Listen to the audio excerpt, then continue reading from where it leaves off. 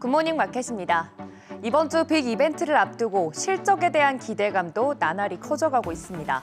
여기에 미 재무부 채권 발행 이벤트에 국채금리는 떨어지고 지수는 더 오르면서 상승 동력을 이어가는 시장입니다. 이번 1월 FOMC 회의에서 시장과 연준의 시각 차이를 줄여갈 수 있을까요? 간밤 뉴욕 증시는 3대 지수 모두 상승으로 마감했습니다. 장 후반으로 갈수록 상승폭을 더 키워주는 모양새였는데요. 다우가 0.59% 상승했고 S&P 500도 0.76%, 나스닥은 무려 1.12% 상승하면서 일제히 상승 마감했습니다. 빅 이벤트를 앞두고 경계감보다는 기대감이 커지면서 대형 기술주 중심으로 시장의 상승세가 이어지고 있습니다. 지수 따라 종목도 잘 가는 모양새인데 M7 종목 중 애플을 제외하고는 모두 초록불을 켜냈습니다. 마이크로소프트도 1.43% 상승했고 애플은 0.36% 쉬어간 반면 엔비디아는 2.35% 오르면서 반도체주들도 장 후반으로 갈수록 초록불 켜냈습니다.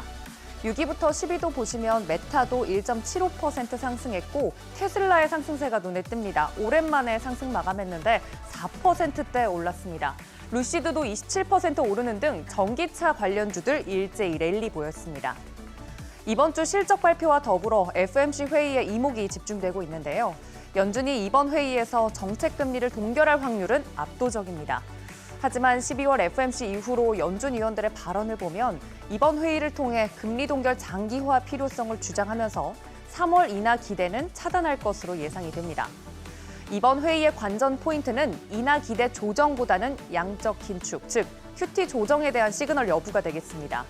일반적으로 QT 종료는 완화 정책 전환을 본격적으로 준비한다는 신호로 여겨지곤 하는데요. 연준이 QT 감속을 언급해야 하는 이유 여러 가지가 있겠지만 대표적으로는 유동성 때문입니다.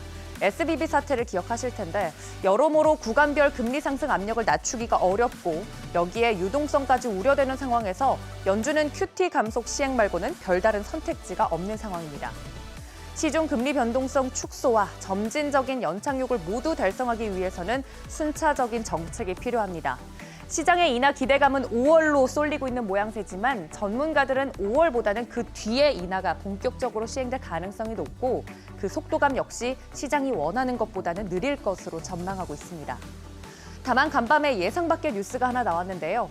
미 재무부가 1분기 국채 발행 규모를 7,600억 달러를 기록할 것으로 예상했습니다. 이전에는 8,160억 수준이었고 JP모건에서는 8,550억 달러를 예상했는데 이보다도 훨씬 못 미치는 수준으로 발행됐습니다.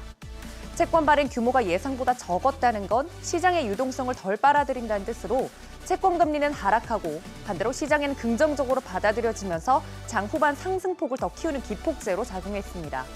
다만 반대로 뒤집어 생각하면 대선을 앞두고 바이드노믹스에 제동이 걸릴 수도 있다는 뜻이기도 합니다. 국채금리는 해당 이슈로 하락하면서 2년물은 4.3%대, 10년물은 4.0%대까지 내려오면서 마감됐습니다. QT 논의 본격화 여부에 따라서 미국채 10년물 금리가 4%를 하회하는지 결정될 것으로 보입니다. 한편 유가는 홍해를 둘러싼 군사적 긴장감이 고조되는 가운데 하락 마감했습니다. 시장은 중동 위기보다는 중국의 경기 하강에 더 관심을 기울이고 있는 모양입니다. WTI는 1.38% 하락하면서 배럴당 76달러 선에, 브렌트유도 1.28% 하락하면서 배럴당 82달러 선에 마감했습니다. 빅위크 첫날 시작이 좋습니다. 상승세를 유지하기 위해선 이번 주 빅테크 실적 발표 라인업이 투자자들을 실망시키지 않아야 할 텐데요. 더불어 연준의 금리 전망은 시장과 싱크로율이 얼마나 되는지 차분히 확인해 보셔야겠습니다. 굿모닝 마켓이었습니다.